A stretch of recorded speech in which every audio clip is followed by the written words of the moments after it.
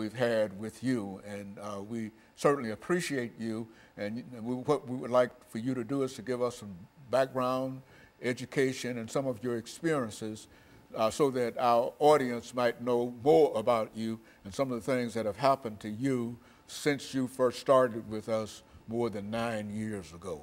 Let's do it from that perspective. Well, Dr. Haney, I am in the 11th grade. I go to the Nashville School of Arts, where my specialty is music. I play trumpet and French horn and piano. I do jazz band, classical, and marching band with the Pearl Cone Marching Band in North Nashville. Growing up, I loved music, and I still do, but I also had a pull towards politics.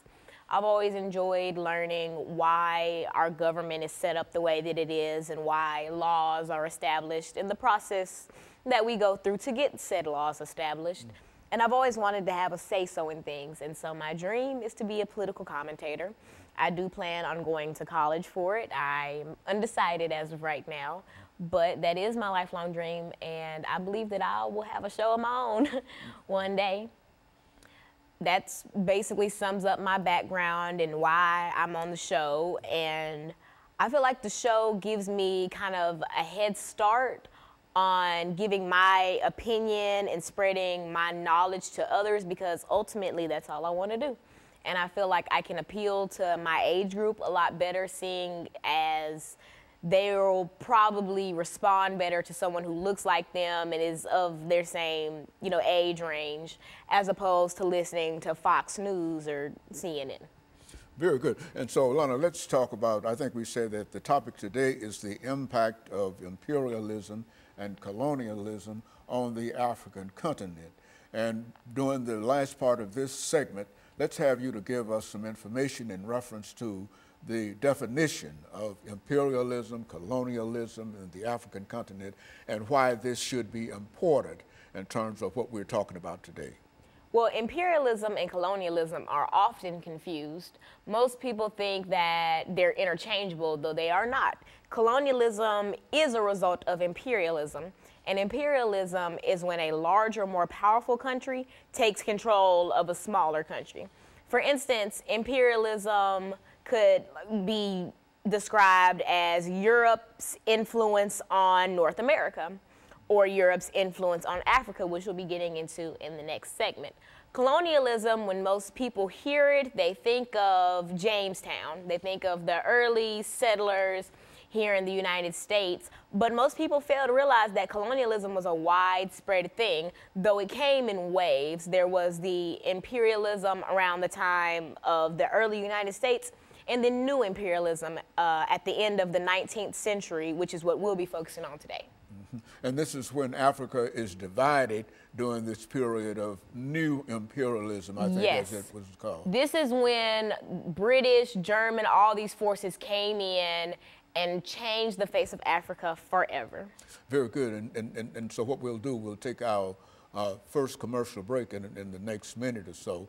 But what I want you to do during this second segment is to enlarge upon this whole idea of imperialism and colonialism, and speak specifically to the African continent, because I think that you've got a lot of information in reference to the relationship between these three ideas. And what I'd like for you to do is to demonstrate to me, because I was somewhat reluctant to talk about this as a topic with you this morning, but I think you've demonstrated that you've got some good information in reference to it, and that you're ready to prepare to deliver it.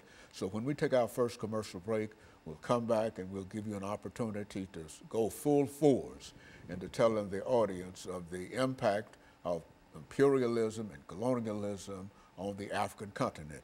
And of course, we'll be back with our audience following this very, very short commercial break.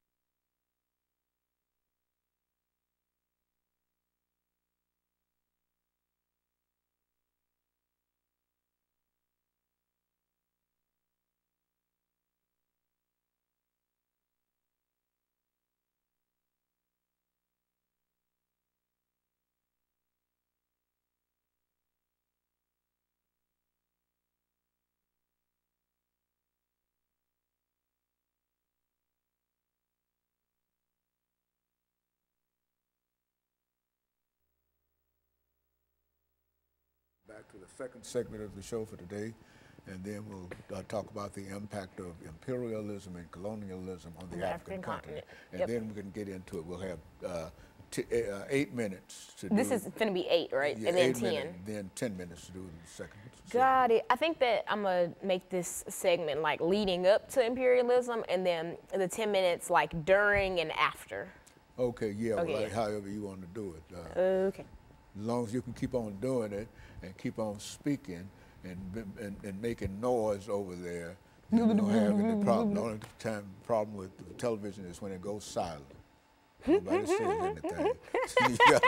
See, because that's you when don't have that problem with me. me. People stop and look, start running. They'll be listening in bed, and they sit up and.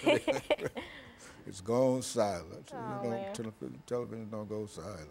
No talk show. But I think this is a good show.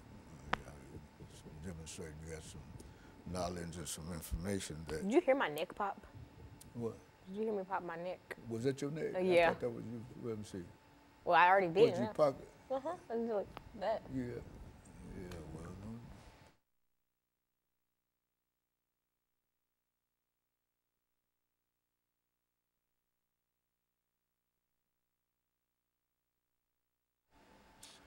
Thank you and welcome back to the second segment of the show for today. We're talking to Alana McLaughlin, and she's giving us some information in reference to the impact of imperialism and colonialism on the African continent. And so, Alana, let's take this second segment to become involved with what we mean when we say what kind of impacts are we talking about and what were the consequences of all of this activity and et cetera. Speak from that perspective. To fully understand the effects of colonialism and imperialism in Africa, we must study what imperialism and colonialism is and what made it unique to what happened to Africa. So in the last segment, I talked about how imperialism and colonialism are not interchangeable, though most people believe that they are. In imperialism, the Webster definition for imperialism is when a larger country takes control of a smaller country because they're less powerful. And whatever the mother country does is up to the mother country. And we see that in effects in like early colonial United States, Jamestown, etc. But what happened to Africa is much different than what happened in North America because the United States ended up becoming an empire. We see during this new imperialism period, the late 19th century to the early 20th, in the United States around this time, we were experiencing the Industrial Revolution. America was on a high. We were bringing in lots of money. There was new waves of immigration. Things were on the up and up for most Americans, but in Africa, things were totally different. The scramble for Africa is the term coined to describe how European countries were fighting and scrambling to carve out Africa and to make it into new colonies so that they could have power in Africa and so that Africa could feed their greed. Now, the scramble for Africa had 3 different categories that all made it come together. The first was economic. Now, like I mentioned, the Industrial Revolution was going on during this time period, and not just in America, but also in Europe. And because of this, European countries were constantly looking for countries where they could export raw materials, where they could have a profitable market, and a good, safe, and secure place to build companies and to mine, etc. And so they immediately thought Africa and Asia, but Africa obviously got a more negative effect of imperialism. Now, after they figured out that Africa would be just such an economic boost, the political factors came into it. Now, some of the big European powers like Britain, France, Germany, Italy, etc., all of these countries were fighting for power. They all wanted to be the next big country, the next this, the next that. And one of the easiest ways to be able to do that is to conquer and colonize these African then tribes and ethnic groups that weren't necessarily colonies or countries yet. Now, the last is social. Now, during the Industrial Revolution, things in Europe weren't always on the up and up like how I described they were in the United States. There was lots of social displacement from people in rural areas whose homes are now like mining towns or like factory towns. There was lots of unemployment and lots of homelessness.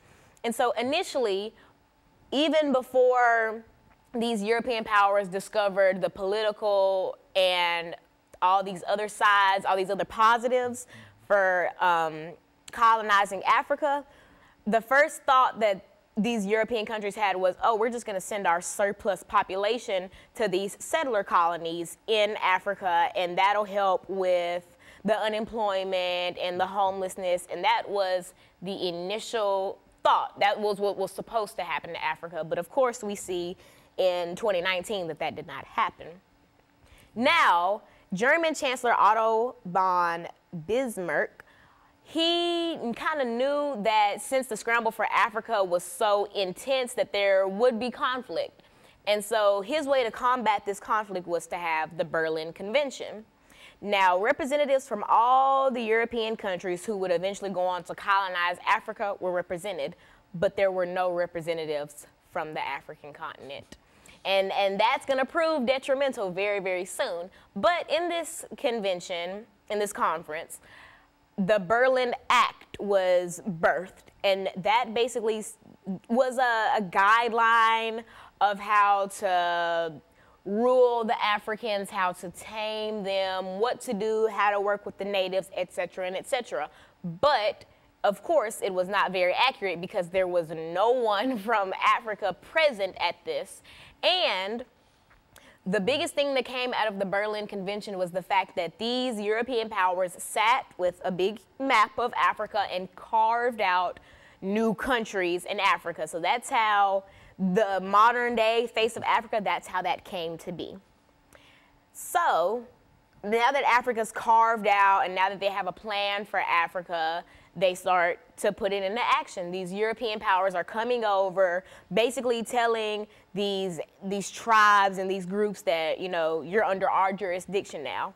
And new imperialism and the Industrial Revolution, this came almost immediately after the end of slavery. And so now the Africans are worried. They're like, slavery just ended and now we're just being re-enslaved in our own homes. And that was the beginning of the horrible, horrible impact that imperialism had on Africa. And so in a real sense, the slave system, the slave trade, had decimated the African population, but as that population came back, there was a new wave, a new desire on the part of Europeans to do other things with Africa, to enslave Africans on their own continent. Because at the end of the slave trade, which was highly profitable, these European countries were looking almost immediately for a new way to bring in profit. And the Industrial Revolution came at a very, very great time, but there was a lack of workers and a lack of raw materials, both of which they decided they were going to get from Africa. Good, very good. And of course, Alana, what we'll do, we'll take our second commercial break, but I do want you to understand that I thought that the information that you gave in reference to that sort of highlighted it, and I'm pleased with the activity that you did in bringing that part of us together. But what I wanted to do with this final segment is to give you an opportunity to bring all of this information together and simply to talk about the impact that imperialism had upon the African continent. And I think that that'll be enough for us. And so we'll be back with our audience following this very, very short commercial break.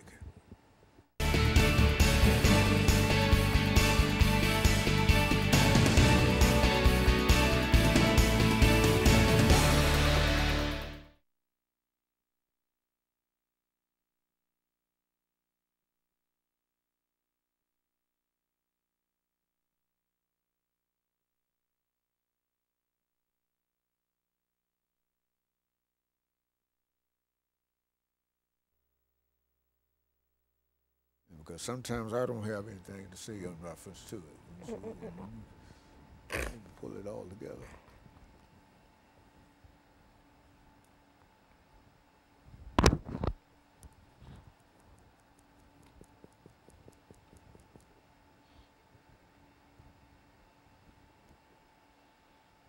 Now, what the next show is for Walker? Walker, is that Walker? What time do you think we'll be done? Around 2? Around 2:30 or somewhere. I gotta be at the church at 5, so we'll come home and then go back.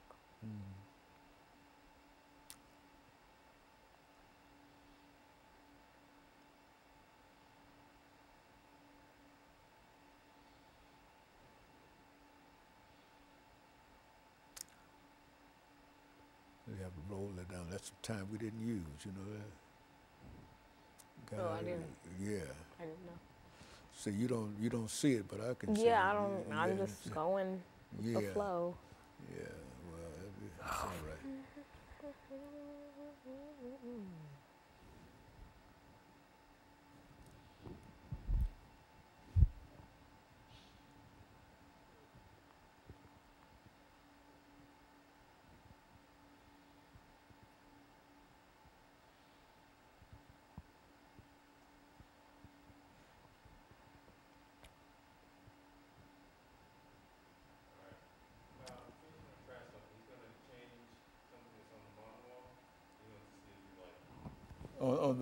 On the wall? Yes. Okay. You like that more? Is it gonna say we'll be right back? Like, this is not the original? No. Okay, so you know how we were having the problem that big thing was kind of cut off? Well, he just put another one up there. And so now you can see the full comments with Dr. James Haney. So do you want to keep that? Yeah, let's keep that. Yeah, let's keep that. Okay, this is the last segment, 10 minutes.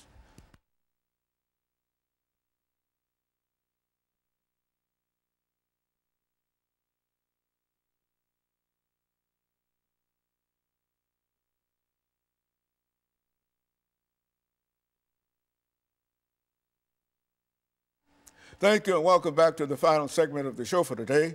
We're talking to Alana McLaughlin, and she's given us some information in reference to the impact of colonialism and imperialism, Lana, had upon the African continent. And I think you gave us some excellent information in terms of laying out the conflict that we have to deal with. But let's take the last 10 minutes of this program to give you an opportunity to develop this idea of the impact and the reasons for some of the things that we're talking about here. Now, one of the biggest effects of imperialism and colonialism on Africa was the loss of culture. There was this idea that the Europeans had that, oh, we're the smartest and the most able people in the world, and so everybody should try to be more like Europe. And so after carving out Africa at the Berlin Convention, these powers believed that they were going to take their Western ideals and Western culture and Western language and throw it onto Africa, which in turn stripped Africans of their native tongue and their native clothing and their way of life before they were disturbed. One of the darker effects of imperialism is ethnic conflict. Now, most people, they hear about different African countries that are in civil war or that are just in the dumps, and they hear about it and they believe, oh, Africa, they're just crazy and they're this and that and they need to be tamed. But most people fail to realize that there is a reason why these African countries are in the state that they're in. In 1994, the Rwandan genocide, the Tutsis and the Hutus. Most people don't know that back when Germany had control of Rwanda, a lot of times they had this system of racism and segregation between the Tutsis and the Hutus, and often the Germans would cater more to Tutsis, which really wedged the Tutsis and the Hutus apart. About 30, not even 30, a few years after the end of imperialism, though its effect has never really ended, a few years after the official end of imperialism, we see formal imperialism. Exactly, we see and new imperialism. We see the Rwandan genocide, and most people think, oh, and I'm sure in 1994, the Americans and Europeans who were watching the genocide from the comfort of their homes were just like, oh, these Africans, they need to be tamed and they need somebody to come in and help. But they fail to realize that because of this systematic racism that the Germans put upon the Tutsis and the Hutus, it drove them apart. And so the Hutus finally gained control of Rwanda, and in 1994 killed 800,000 Tutsis in the span of 2 or 3 months, I believe. And a lot of people fail to realize where this type of stuff comes from. For instance, in the Congo, they're in civil war right now. A lot of people don't understand why they're in civil war or what's happening or why the M23 has control of the Congo, but it all stems back from imperialism. It stems back from pitting these countries against each other. It stems from ripping them out of their homes, forcing them to work, forcing them to find shelter in these gangs, in these groups, in these terrorist groups, forcing them to compete with Europeans for a way to live. We see in the Virunga State Park, which is home to the rare mountain gorillas in the Congo is currently under the control of the M23, and the state park is struggling to stay open while there are powers that are coming in that are trying to mine in the park, though mining is illegal in the park, and that are trying to take away the livelihood of these people.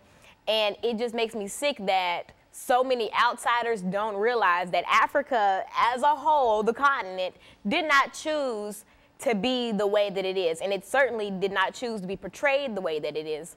And so I feel like it is my duty on the show to be able to bring a different insight into stuff like this, because I know that once I first learned about the Rwandan genocide, it scared me. I thought, how could people be so cruel to each other? Then I realized people aren't naturally just that cruel to each other. There's some type of outside, interference, and I realized that that was Europe. That was people coming in and pitting these countries together. Oh, when I mentioned in the last segment that at the Berlin Convention there were no representatives from Africa there, when they were carving out what the countries, all these borders and whatnot, oftentimes they would separate ethnic groups and tribes that were allies, that had similar like farming techniques or agricultural techniques, that would split up these countries and then put them, or they would make a new country or like a new colony with ethnic groups that didn't really get along with each other, that had different ways of life. For instance, with the Tutsis and the Hutus, I want to say that the Hutus tended to be more cattle herders and the Tutsis were more workers. And so Germans would often favor the Tutsis because this was during the Industrial Revolution, and they would put those people in the industries, while the Hutus were people who should have been around more cattle herders and should have been around people who had a similar, way of life as them. And all these little things caused the major problems. Ethnic conflict is still going on in Africa. There are some conflicts that are still going on from the period of new imperialism. Like I mentioned with Rwanda, a lot of the Hutus who were killing Tutsis in Rwanda fled to the Congo.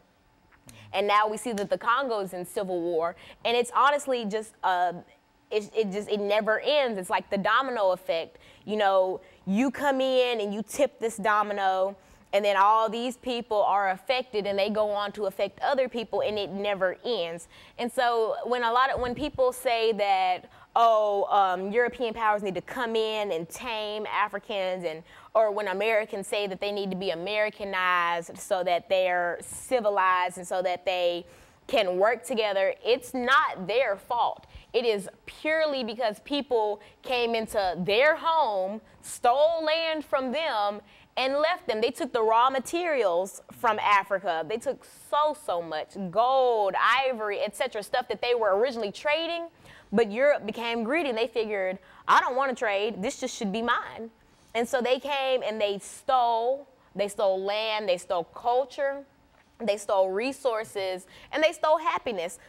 I mentioned in the last segment that new imperialism and the Industrial Revolution came pretty close after the end of the slave trade. These people were already being uprooted from their homes and shipped overseas to work for people who didn't care about them in the slightest. And now there's another form of slavery, but just from the comfort of their own homes. And that's not right. And I feel like a lot of countries, other continents failed Africa. We as Americans failed Africa because even in 1994 during the Rwandan genocide, it was televised. How did we allow that to go on for 2-3 months, allow 800,000 Tutsis to be slaughtered with clubs and machetes and be beheaded and kidnapped and recruited into all these militant groups? I feel like the country and our ignorance towards the problem honestly allowed a lot of this stuff to go on. And this is not the first instance of America letting something go on. And this is not the first instance of America turning a blind eye to colonialism. We see that with the natives. We took their land, started the reservation policy, and in reality uprooted them from their native lands, tried to Americanize them, and then just left them to